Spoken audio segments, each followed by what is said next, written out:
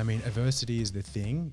The thing that's going to rock me or rattle me is the emotion that comes with it and what I make it mean.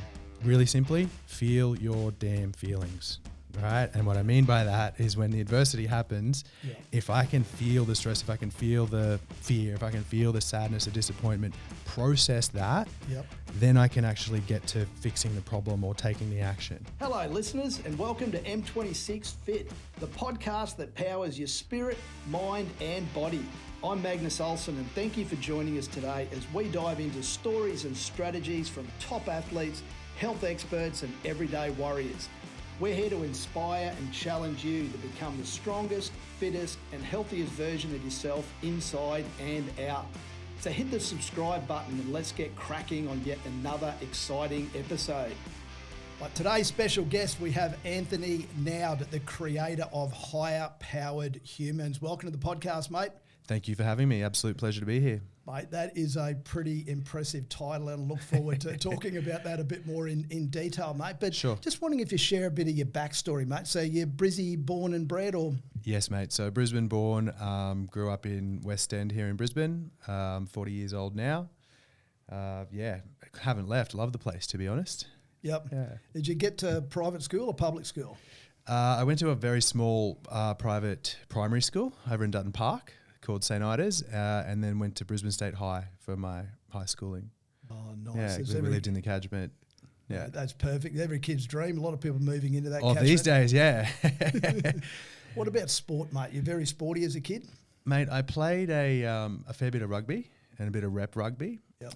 But then I'm sure as we'll unpack, my kind of life started to take a different turn in my early teens.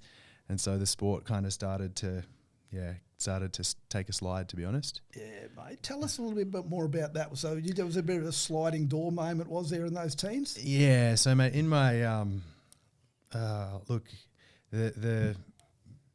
I guess the bullet point version, in my early teens, so at about 13 years old, I started smoking pot, as you know most kids do. And for me, it was I just felt like, wow, where's this been my whole life? If I'm honest, was the way I felt. And that kind of progressed, as they say it does, a bit of a gateway drug, until started taking other drugs like speed and stuff. And at about 15 years old, was introduced to heroin and pretty quickly became a heroin addict. Wow. Yeah. In your high school years? Yeah. In my high school years. Yeah. I remember, I don't know if it's a funny story, but I remember we had to sit QCS exams, and I would have been 16 or 17 back in the day. And I went to a mate's place before school that day, and his mum came out and said, "Oh, you boys have QCS today. How about you try some of this? Have some of this before QCS." We used to go around there and, take drugs or whatever before school. And she gave us some MDMA caps for the first time. I'd never tried it before. Never tried MDMA. And so we took the MDMA before the QCS exam, and I rolled in there, and I just remember thinking I had such a great time, and I got through my exam, and I'm sitting there tapping the table, like basically dancing out of the bloody classroom. So yeah, pretty unusual, unorthodox kind of school period for me, I guess. But yeah. So how did that end up playing out? So was there another turning point, another significant event that got you to turn things around? Look, mate, I really like Russell Brand has coined a bit of a term around his addiction, and I really relate to it. Was that, initially it was a whole lot of fun, right? And it was the early days, it was fun, and then it started to become fun with problems, and then over time it just eventually became all problems. Yes. And so by about the time I was 18, 19, I'd begun to realize that, like, this is now a problem. This isn't just having fun at school anymore. Like, my life's taking a different trajectory. I'm hanging out with different people, doing different things. And, my mates that I'd grown up with were now moving on. And although I knew that, like, mentally, and I was aware of it, and I had family that were trying to support me, mate, I just couldn't stop, And so there's kind of nothing more very degrading to do something like completely against your own will, right? So I'd wake up in the morning and I go, I'm going to stop, I have to stop. Or the night before I'm like, okay, I'm done. And I'd like throw out all the paraphernalia and we're done, I'm never again. And then you wake up in the morning and you just can't stop yourself. And you can see you kind of burning your life to the ground. And it's really actually soul destroying, if I'm honest. How were your parents through this? Were they supportive or? Oh, mate. Being a parent myself now, it's like, wow, I actually don't really know how they did get through it. To be honest, look, for the early years, it obviously wasn't as obvious, and I hid it well. I tried to, I guess I did hide it really well. When they found out, they became, quite supportive, but, I've got to do a bit of work in the recovery space these days, and the saying is, like, if you've got a using addict and an addict who's committed to using, the best thing you can do is just get the hell out of their way, right? Because, and what I'm referring to there is that when they're using, there's not much anyone can do. I had family trying to help, my parents trying to help, friends saying, mate, what are you doing? Pull your head in. Doctors, psychiatry, psychology, now Trexone implants sewn into my stomach multiple times. Just explain that. What's that do? So there was this kind of really controversial treatment that there were only 2 doctors in the country doing it at the time. One of them happened to be at the end of my street, funnily enough, the biggest methadone doctor in Australia, well placed. But what he used to do is he would get these little like pellets. They look like a Lifesavers roll, basically, with the drug naltrexone made into it. And because you can't trust heroin addicts to take the medication that you're going to give them, he would literally open up your guts and sew them in. And what the naltrexone and then sew you back up, and they would just release gradually over time. Right. Release the naltrexone. And what naltrexone does is blocks the effects of the opiates. So if you would go and use heroin, you'd just kind of have no effect. But the controversial part was that he was giving them to all these addicts, and then they'd go use because they can't stop, and then a lot of them are just overdosing and dying. So it was, it's pretty real, pretty real stuff. Did that help? Is that what got you off it? No, unfortunately not. I found a way to get over that with a different opiate, which ended up probably even worse for me, and then using a whole lot of, I guess, ice and amphetamines and pills and stuff. How long did that go on for? Man, I didn't get clean, actually clean, until I was 24. 24. Yeah, so that's when I really changed my life and my recovery kind of started. Yep. Did you hold a job during that time where you went to uni after school, or? I did. I started an e-commerce degree, and I lasted about a month. Yeah, it was just too hectic, and the type of lifestyle you're living to support, really expensive drug habits just didn't really. Wasn't really conducive to to study and education anymore. Yeah. And then I did have some jobs through there. I did try to, I don't know, I guess I was trying to hide it from my family because I was still so young, and I was trying to just, act normal. But to be honest, it all just started to, fall over, and I wasn't working, and I was on a, what do they call it? The equivalent of a disability Centrelink payment thing. And I was on the highest legal dose of methadone when I came off. And at that stage, mate, I remember being walked into a detox, must have been in my early 20s or late teens, and the doctor there had been there since forever, and it wasn't my first admission. He's like, mate, you've been to psychologists, you've been to psychiatrists, you've been to detoxes and rehabs and other institutions, and you're turning up here and you're on the highest legal dose of methadone. At the time, I couldn't feel my feet. My feet were numb from the amount of stuff that I was taking, and I'd had lots of collapsed veins and things like that. Incredible. And I just remember sitting there in the clinic being like, I'm just going to come here and just have a rest sort of thing and bounce back and everything's okay. And he just kind of looked at me and goes, mate, you've done all these things. And he's like, you're 20 years old or something. And he goes, you know what happens next, right? He goes, addicts like you die, mate. You don't get out of this. You die. And I laughed it off at the time, but something landed, something pierced through in that moment. I didn't stop. It still took some time after that. Yeah. It didn't turn to crime, because I hear a lot of these stories and a lot of people that are in that situation. Like you said, it's not exactly a cheap habit. And a lot of people that spirals into doing a crime, and then you wind up obviously in prison. Look, mate, there certainly was trouble with the law. It's not an easy thing to sustain that type of drug habit. No. I mean, I certainly wasn't. I like to think I still lived within my values in that world. Like I wasn't robbing old ladies or jumping counters or holding up service stations like a lot of people. But might have fractured the odd law. The people, minor fractures, maybe, but yeah. All right, mate. Let's flip things around. So now you've got Awaken Lifestyles, mate. Tell us a little bit more about that. Yeah, so Awaken Lifestyles is an executive coaching company that we have here in Brizzy. Effectively, we do what we call create higher powered humans, which is help people align with who they're meant to be, so they can have both the outside, the external success that they want, whatever that might be, as well as kind of really like themselves and be happy and content on the inside. Yeah. Okay. And was there obviously your past? Was that the inspiration behind it, or was there something else? It's interesting. When I got clean, I was really overweight because I was on such a high dose of methadone. Yeah, and when you're on that much methadone, you just kind of sit around like a blob all day. And you crave sweet food. So I was just eating shit, and I was eating out of servos. Basically, that was my diet. I remember I'd go get those, those berry multi-V juices, which probably have like 56 grams of sugar in them. And that was me being healthy that day. Yeah. I was like, I'm going to be a good bloke today, down with my 40 cigarettes, and my methadone. And so I was really overweight. And so when I got clean, I'd always wanted to be really healthy. I'd always wanted to be fit. I had a horribly low self-esteem. I couldn't look myself in the mirror like I would.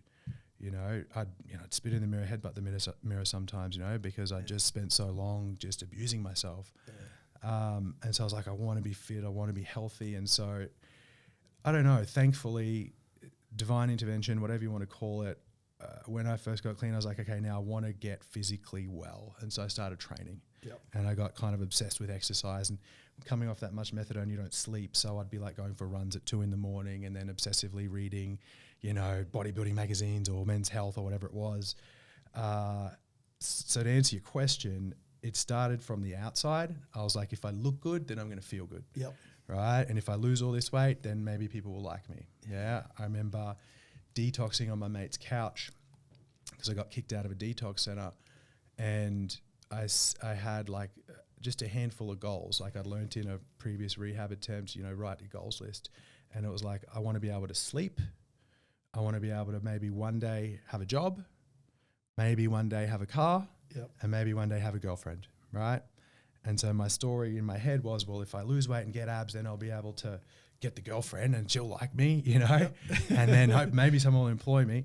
Long story short, went into the fitness industry, did PT, then we moved into nutrition coaching, and I got to a point where I realized, hang on, like all these people are turning up here and they know what they should be eating. Yes. They can all tell me what to eat. Get out a napkin, you can tell me you can tell me what you should be eating, right? Yep. Or at least the 80-20 of it, enough to get your result.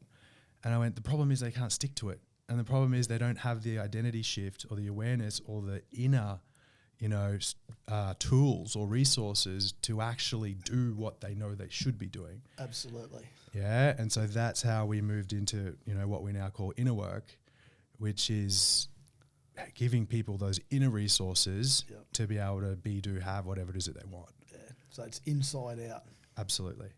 One of my favourite sayings is you can't build a strong body with a weak mind. Yep. And you can't build a strong mind with a weak spirit. So starting that internal. And so speaking of spirit, because as you know, I like to refer to things as rather than mental health, because I think mental health is dealing with the cause, but mental fitness is proactively putting measures in place, just like you do physically. Physically, if you've got physical health ailments, a lot of those are as a result of the way that you've been treating yourself. So if you're able to build a strong body, then you put in a better position that if any health concerns come up, that you've got a really strong foundation. So if we're starting from that inside, how would you define spiritual fitness? Really good question. What does it mean to you? So I think it's really important to kind of define what I believe spirituality is, because I think there's a lot of kind of it's a bit kind of grey for a lot of people. Yep. Yeah. And for me, spirituality isn't organized religion. It can be a part of it, but they're different, right? For me, spirituality is led from the inside out again. It's self-guided, right? It's not fear-based. It's love-based. And for me, spirituality is something that connects me to something that's greater than myself. Yep. Okay. And so what's an example of that? Like a simple example could be going to, your team's footy match on the weekend, or go to State of Origin, and you get those goosebumps when the crowd goes wild, and you're just like, oh my God, you just feel lit up and connected to this greater cause. Like that's a spiritual experience. Yeah. Yeah. Going to a concert and same thing, having the goosebumps, like that's a spiritual experience in my opinion. Yeah. It taps into something greater than just my ego or just my emotions. So when it comes to spiritual fitness, I guess it's how do I build a relationship with that higher power, that power greater than me? And it's not necessarily, woo-woo, like, meditating on a mountaintop. Like really, to be truthful, it actually needs to be quite practical and less esoteric. Like what are my values? What are my principles? How do I honor them? How do I push the boat out on myself and be able to carry more and expand in my life? Yeah. To me, that's spiritual fitness. Yeah. Very, very well put, and I completely agree. And I just, reflecting back on what you just said earlier on when you were going through all of that drug addiction, just how you just knew that wasn't you, and you had that little inkling and something inside of yourself going, hey, this is not me, and I want that physical fitness. Mate, I love that. And we refer to them as like the inner whispers or the inner knowing. Yep. And it's like there's that part of me inside that just knows. It's not my head that's going 200 mile an hour, but inside it's like, oh, I know this is right. Yep. Or I know this isn't right. Yep.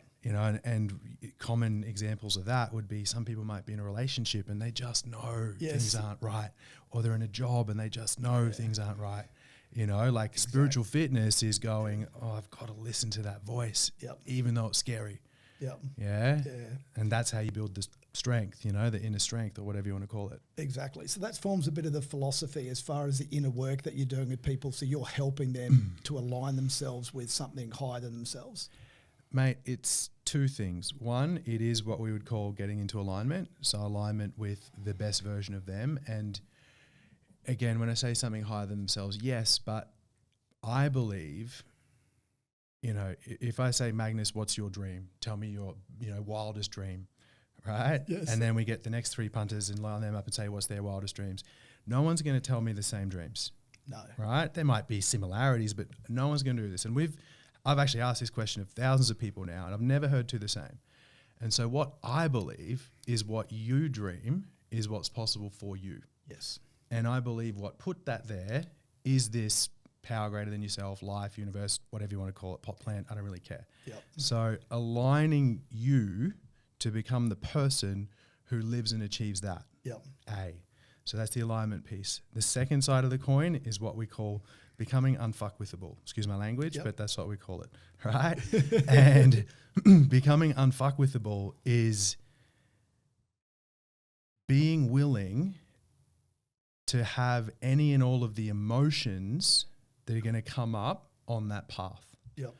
Because ultimately the only thing holding anyone back from doing anything they know they should be doing is, fear and the emotions that are associated with that fear. Yes. Right? So how do we build a nervous system and increase, nervous system capacity and, emotional capacity, mental capacity, whatever you want to call it, to be able to go, oh, there's some scary stuff I need to face there. Yep. And I'm willing to have it. Yep. Because when I'm willing to have any and all emotion associated to achieving what I want, I'm unfuckwithable. Nothing can stop me. Yep.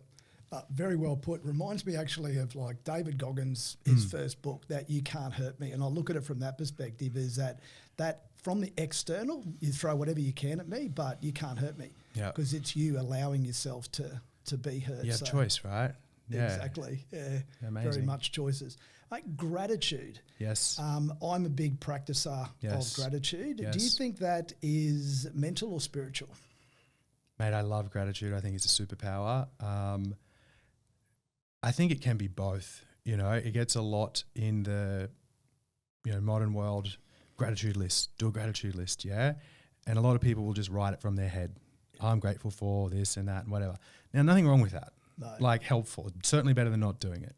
But where it becomes spiritual, to your question, is when I actually start to really feel it and embody it and connect with what I'm truly grateful for, it plants like a little bit of a seed inside, yeah? It does. And then there's a real energy that comes with that. It's difficult to describe if you haven't felt it, but when you've got it, you then, like, if I sit here feeling really grateful for this conversation, I feel a real inner peace exactly. when I do that as well. And that's, again, difficult to describe. But like you said, it's not having this little list. It's physically and mentally being appreciative of some of those things around you and, getting that inner peace. Well, it's measurable now. They can measure with EEGs and ECGs the change in the body. Correct. Yeah. And if you come into the room and you're feeling more gratitude, there will be an effect on the people in the room. Yeah, it's contagious.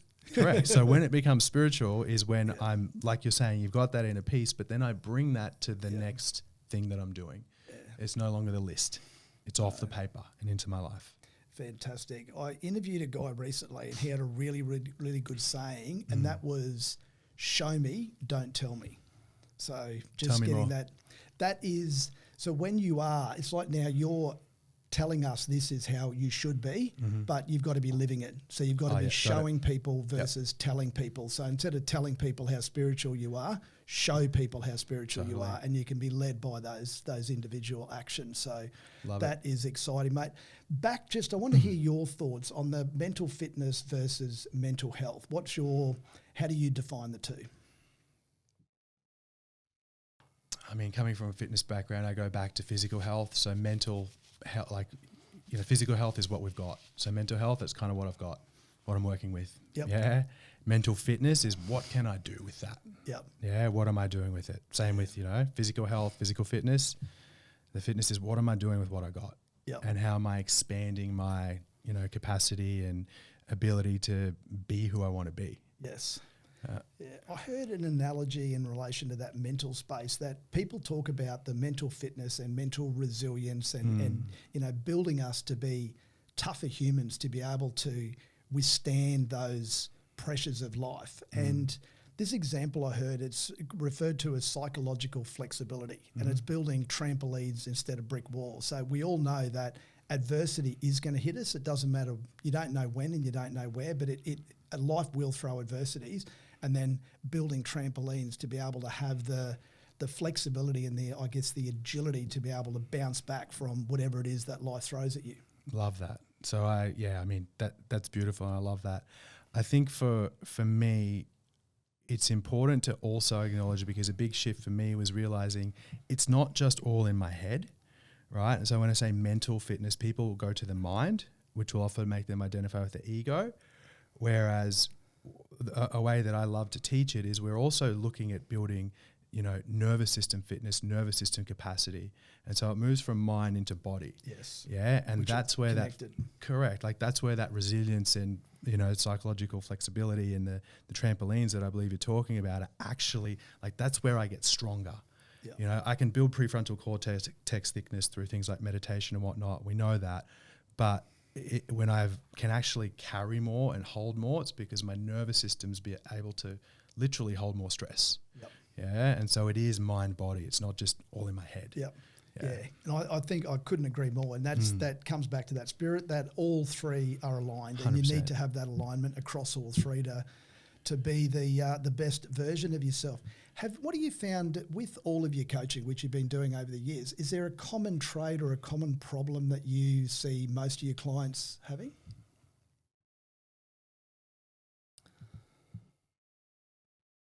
I think for us at least, our clients come to us because they know they want to be, do, or have more for whatever that might be, but they can also recognize that there's something in them that's in the way, right? And so that trait or that common trait is going to be either a subconscious or unconscious awareness around a habit or a behavior or patterns, or most likely some sort of fear. Right? So whether it's fear of failure or fear of abandonment or fear of being out of control, like they're the things that are actually going to lead to those patterns that people get stuck in. Yeah. So that's probably the biggest one. Yeah. Helping people master fear. Yeah, okay.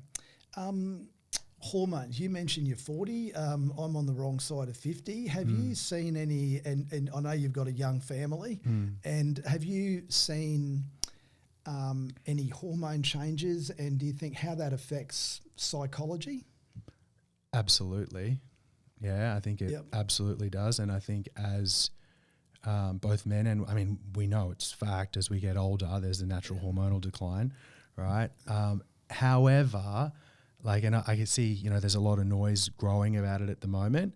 Yes. And I think a lot of people are quick to jump on that, right, without, you know, looking at their own stuff first, or, you know, perhaps getting some sort of meaningful testing done, which I think is super critical and important. So the short answer is yes, it does absolutely affect. Yeah. And I think it's important to make sure you're, you know, optimal or as close to as you can be individually, but you have to be an individual and don't just go to Instagram and start taking some supplement because you saw some bloke spruik it. Yep. I couldn't agree more. I'm huge on getting your bloods done. Yes. And that, to me, it's your DNA. That is exactly what's happening inside of 100%. you. And like you said, people going off and jumping on social media and I need to try this, I need to try this. I had mine done for the first time. I've had it done twice now. The first time I had mine done was last year. And I thought, lead a pretty healthy life. I've got a really good nutrition, very active. You're in and great yet nick. I came back with all these deficiencies. Yeah. And I didn't realise, and part of that was through the training, because as you're pushing yourself over here, then you need to be supplementing your diet to be able to stay balanced. And 100%. and I just thought it was, to me, it was the best, you know, $600 that I ever spent to be able to get a true understanding of exactly where I was at. Yeah. And you can't deny what those results come back with. Well, we've got some meaningful data, right? And it's funny you ask that question, because if, you know, listeners or people follow us or follow me in particular, we're actually bringing a new offer to market next year, which is going to help address some of that stuff, because I think it is critically important, like you say. Yeah. Mate, I'm just curious to understand, with your entire journey to where you are today, what's been the biggest setback that you've experienced, and how or what got you through that? I mean, being a heroin addict's a pretty big setback. It is. But obviously, I think that, and I've heard that now. But since then, you know, there's been a number of setbacks.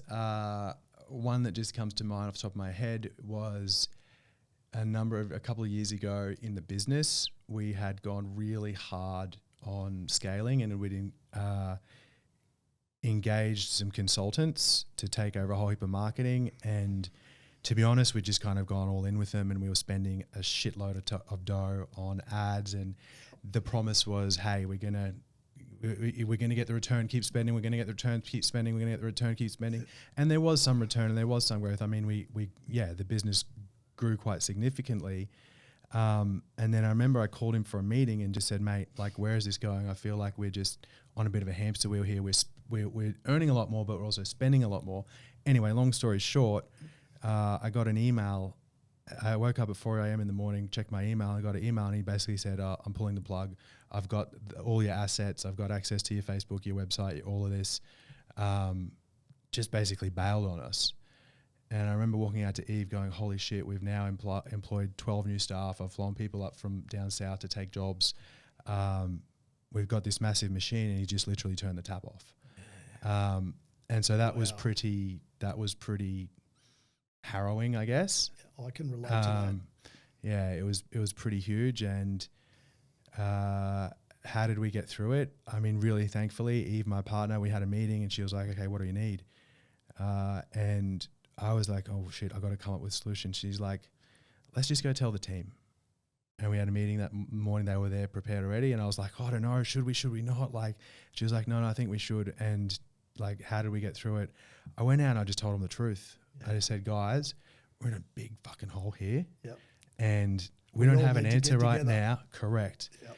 And what was just so beautiful, and talk about that higher powered stuff, like, they were just like, right, I went, let's go. you know, like, and I don't care if you don't pay me for this long or whatever it was. I was so blown away, mate. You know, I was so blown away. And part of the solution was I got on a plane that next morning to go visit my best mate over in Thailand who runs a similar business. He was like, come over, we'll help you sort it. Yeah. And it was just like, it was hardcore for the next, 12 months. We didn't just bounce back. No. It was dig deep stuff for a long time. But yeah, like, so how do we get through it? I guess courage, connection, facing the problem, not running from the problem, doing what it takes. I absolutely love that. And I'm just reading one of Elon Musk's book at the moment, and it talked about him doing exactly the same thing. So some of those crisis moments, he would just call a meeting and just say, hey, listen, this is where we're at. We're in a lot of strife here and everybody needs to get behind this. And that power of the team and everybody working together is what's pulled him out of it, because it's certainly not something that one person can do, mate. So I love that. Yeah, and that, like, we got the result. We filled, while I was away, the team filled this big high-powered human event. It was like 150 people in the room. It was just awesome. And like, it just came together without the ad spend, without all the promises of the guy. The websites were still down.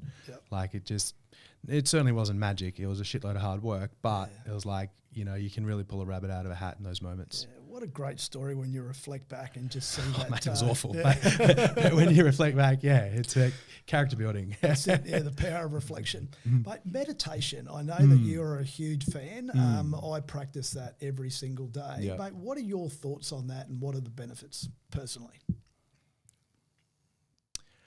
I mean, what we know is that it will develop prefrontal cortex thickness, which basically means there's a more stable and calm leader inside your mind, right?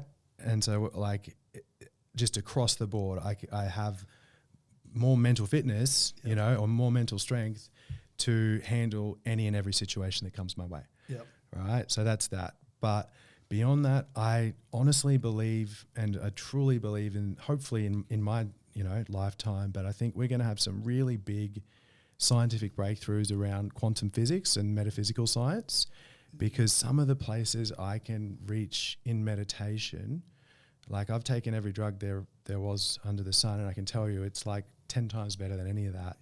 And the experiences that you can, just places you can access in your own mind are just wild. And so what are the benefits? I guess, I truly believe there'll be scientific breakthrough around us being able to, manipulate's the wrong word, but have impact over our life and our outcomes solely through meditation. And so I think that's the future. Now, how long have you been doing it for and how consistent are you?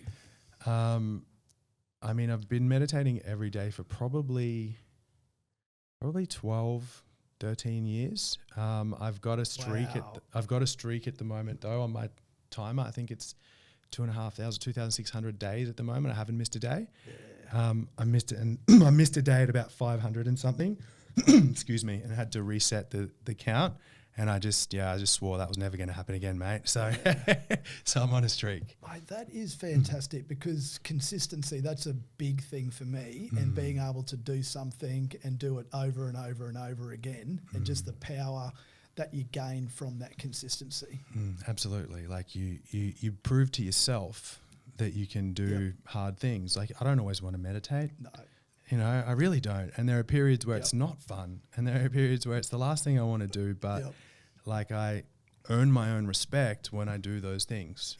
And so it's about the meditation, but to your point, it's about the consistency in the habit. Correct.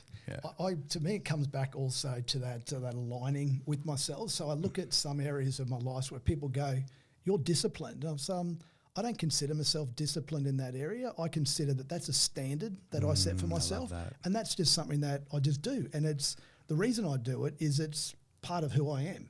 I love that. And it was just an interesting, again, from a contextual perspective of how I viewed that and how external people viewed that Absolutely. particular part of my life. So, Yeah. mate, but one of the things that I still struggle with the most is balance, and balancing all the pressures of life, balancing your health and fitness, balancing relationships. Have you found a strategy to make that easier? Mate, we a big thing in the business is that we've got this principle that we call smiling when I die, right? And so the goal is I want to be on my deathbed. Hopefully I get to be on my deathbed and conscious of it and be able to look back and go, I did, achieve, have, experienced whatever, all the stuff that I want, and I can leave this place smiling. And so as far as balance goes, I think it's really important to work out who's that bloke, how does he want to feel? What does he need to do, be, achieve in order to feel that way? Yeah. And then the most important question is, who do I need to become, right? And so when I get really clear on all of those things, it becomes so much easier to be able to determine what I should and shouldn't be doing. Because for me, the big, if I had a hack for balance, it's like saying no to all the shit that isn't that guy. Yep. Right? Yep. And so, because for most people, particularly clients that come to us, the big part of the first thing we do is go, this isn't in alignment, this isn't in alignment, this isn't in alignment. It's not about performing higher and doing more. It's actually about getting rid of all the stuff that doesn't add up to who you want to be. Yeah. And so, well said. So that doesn't necessarily create balance, but it kind of minimizes all the stuff that's stopping you from having balance. Yeah. So it's just as important what you say yes to, but equally important to what you say no to. 100%. And then to your point, mate, I love that you said standards. It's like, how do we measure that I'm being that person? For me, an example was becoming a father. I had this big story. Oh, am I a good enough father? Am I being a good enough dad? I'm working a lot. I want to exercise. I want to meditate. I want to do these things, but I also want to be a good dad. And to be honest, there was a lot of kind of guilt and internal pressure there. And so I went, okay, what's the line? What makes me a good enough dad? Because I need to be clear on that, because I could always be wanting to do more. Yeah. And then what's the standard? And so I have a standard now, and it's greater than this, but the 80-20 of it is I want to be able to have one magic moment with each child every day. That's it. And so that could be as easy as a hug when I walk in the door and we both have a moment of connection, or it could be a big, I take them for a 3-hour bushwalk, whatever. But if I'm just doing that, I've got the 80-20 done. And so now I feel like I can fit the stuff in that's right for me while also prioritize what's important.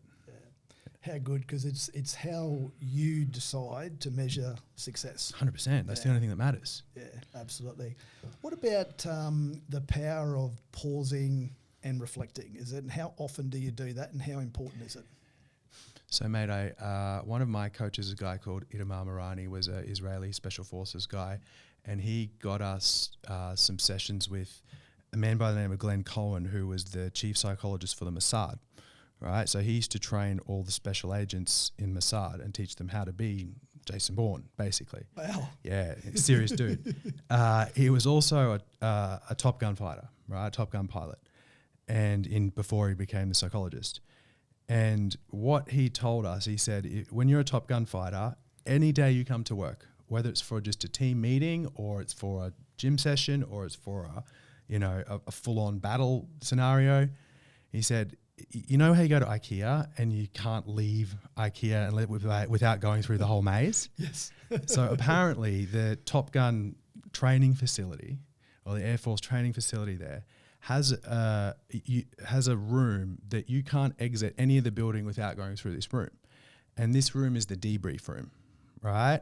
And so to your question, how important is reflection and debrief? He said one of the main reasons those Top Gun pilots are like the best of the best of the best is because no matter what they do, they can't finish that day or leave that afternoon without a debrief. Sitting there and reflecting, what did we do well, what didn't we do well, what do we need to do better? That is fantastic. That puts some perspective in it, isn't it? Well, that's how the elite stay elite. Yeah. They learn, they learn and reflect. So it's critically important. Yeah, I just look at it in terms of an athlete, and from a training session of an athlete, or if you play team sport, every single week after a game, they sit down and they do the video reviews, what worked, what didn't work, being able to, and then it's measuring the individual performance of each player, how many kilometres that they ran, how many tackles they made. And so, yeah, it's super important. So important. Because subjective experience often doesn't marry up as well, right? Like it's important to do the reflection. Yep. Yeah, so mate, I think it's critical. So personally, you run a business, you've got a young family, you're right into your health and fitness. How do you juggle all of that? I mean, kind of exactly what I said before, but around the clarity on the goal and saying no to what's out of it. But one habit that I picked up probably later than I wish I had is that of like a really significant weekly plan. And so it's sitting down on a Sunday morning and taking a couple of hours to really go, okay, what's actually important this week? Yep.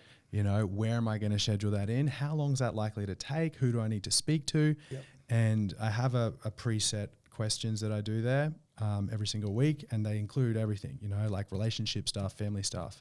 So how do I juggle it all? I plan it, mate. Schedule. You know, like, yeah. No, there's a lot to be said. It's simple, but like it works. Yeah. You know? Yeah. As you know, I've got a construction background, Yes. and you can't build anything unless you produce a set of drawings. So you've planned to understand. Then you obviously, the mistake I see a lot of people make is they come up with a plan. It's like, hey, I'm going to go to the gym, but then you need to, and what you're talking about, it's the scheduling. Exactly. So it's the programming in, I'm going to do this on that day, I'm going to do that at that time. And when you've got that schedule, then you're at least half a chance to be able to get that to happen. Absolutely. And then to your point, mate, it's the consistency and the reflection. Yeah. So like I can do that, but am I checking in that I'm actually doing it? Yep. Right? Am Yep. I following up and reviewing it? Yeah. Like, and if, mate, it doesn't take long. You do that for a couple of months and you really get a handle on what works, what doesn't. And, you know, productivity goes through the roof. 100%. That's my little point here with the balance, that you need to rest, you need to evaluate, and then you need to adjust. There it Because is. if you're not doing all of that, and that gives you that perspective. But like you pointed out, if you're not measuring, then you don't know if the actions that you're taking are actually leading you closer to where you want to go. Totally.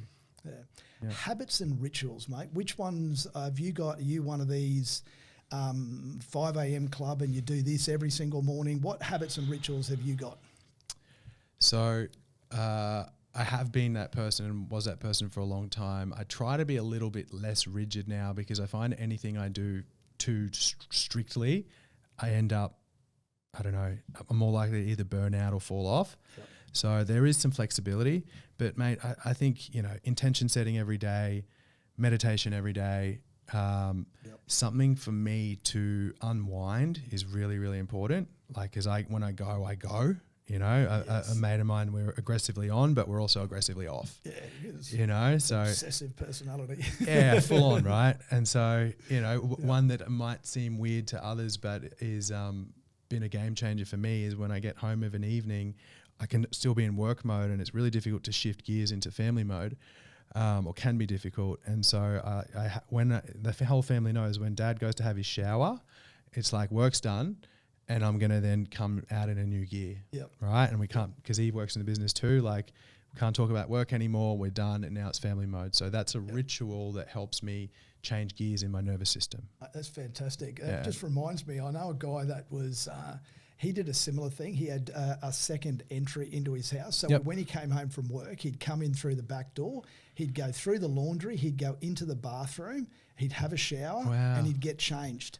So his way was that when the kids saw him and then he's leaving in the morning, Dad's got his suit on, Dad's got to go to work. But then when Dad came home, they never ever saw Dad come home in his suit. He always came home in casual clothes. And that was a real physical way to be able to show and give him an understanding. I'm not in work, I'm not in business clothes anymore. Yeah, I've got to be Dad. Yeah. That's beautiful. Yeah. Love that. That's fantastic. Mate, you able to share a hack in dealing with adversity?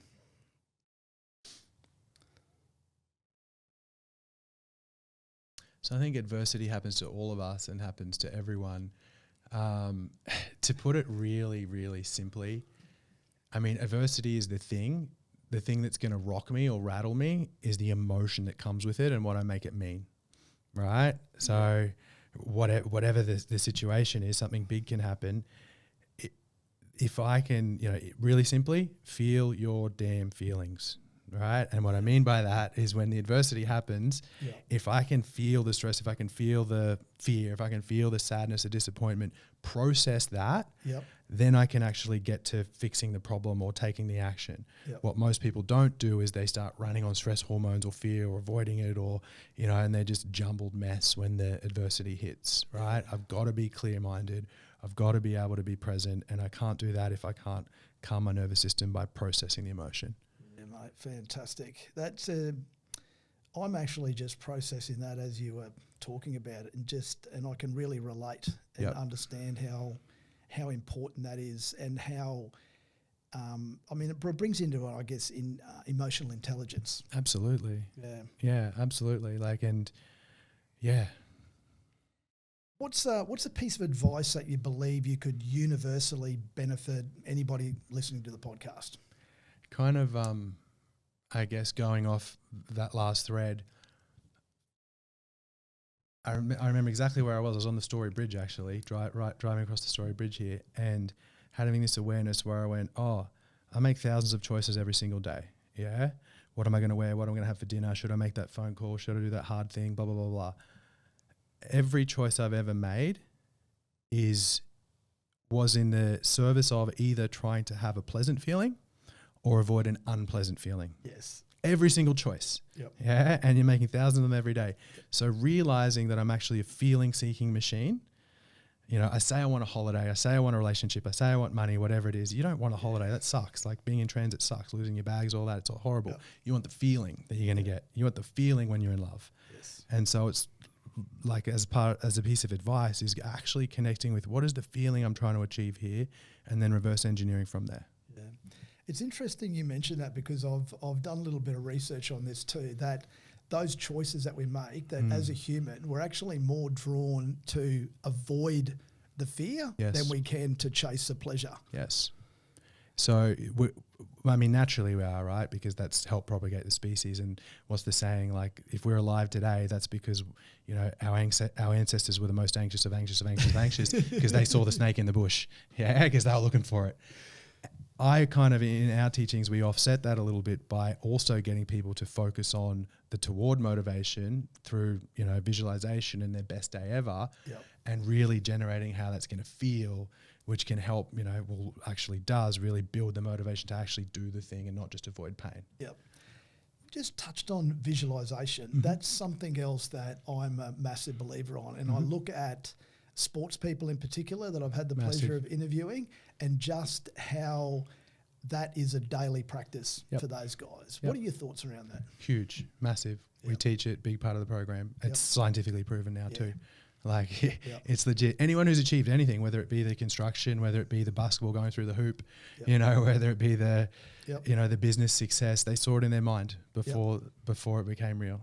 Yeah. And the more I practice that, the more I visualize that, the more I really bring that into reality in my mind, literally I'll wire my brain to think like the person who's going to do those things and then move like the person who does those things. Because it probably also ties into what we touched on before with the spiritual fitness, because I think that a lot of the stuff that you visualize, also look at that from a dreaming perspective, and stuff that you're dreaming about, well, a lot of that is quite real with your inner self of 100%. What you want to become. And then, like you said, the fear side of things where your mind comes into it and I'm not able to achieve that, and having that self-belief, that dream and that visualization that I had is actually achievable. 100%. Yeah. And if anyone's ever had a falling dream, like in bed at night, you know, and they've had that falling feeling, they wake up and they're sweating, like to your body, it was real. Yes. Like it felt very real. You know, you're in bed, but your body's saying, holy shit, we're just falling and I'm sweating and my heart's beating. And so we know just that simple exercise, you can see the effect on the body and the nervous system. Right. So imagine if you do that with the things you actually want repeatedly, you know, it's starting to become real in your experience. No, absolutely. Mate, quick fire questions. Okay. You ready? Yeah, I'm ready. What's the most important lesson you've ever learned?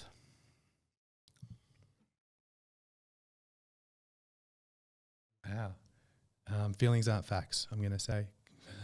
A daily practice you never miss? Meditation. What's your favourite quote or mantra that you live by? I've got one for myself. It won't make sense to many people, but operate from a full cup, only do things from the right place, choose courage, finish the set. Love it. One book everyone should read. The Power of Now. Sunrise or sunset? Sunrise, for sure. What's a habit you've mastered that's changed your life? Exercise and nutrition. The best advice that you've ever received? This was one of my dad's quotes. He said, don't worry whether most people like you or not, because most people don't even like themselves. True. What's your guilty pleasure? Difficult to admit, but that Selling Sunset on Netflix. What's one word you'd use to describe your coaching? Alignment. Who inspires you the most? The future version of myself on my deathbed. Meditation, guided or silent? Silent. What's one thing people misunderstand about life coaching?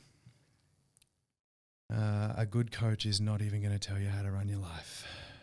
Next holiday destination? Gold Coast and Bali at Christmas. Nice. Favourite sport that you follow?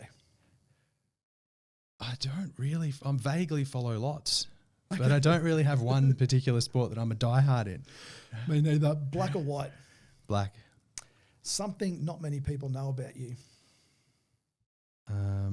I was a state level chess champion as a young fella, as like a 10-year-old. Oh, that's impressive. Who's the best coach on the planet, in your opinion? I don't think there's one best coach. I think it's got to be the best coach for the person. Yeah, great answer. Finish this sentence. I believe.